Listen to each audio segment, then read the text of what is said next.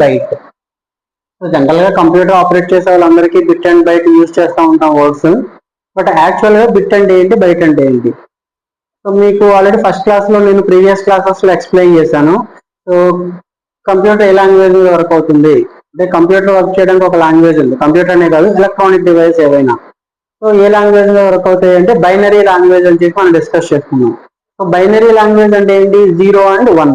0 అంటే of signal, 1 అంటే on signal. Okay, ఆ 0 and 1 నే మనం ఏమంటాం, నథింగ్ బట్ బిట్. బిట్ అంటే ఏంటి, 0 and 1.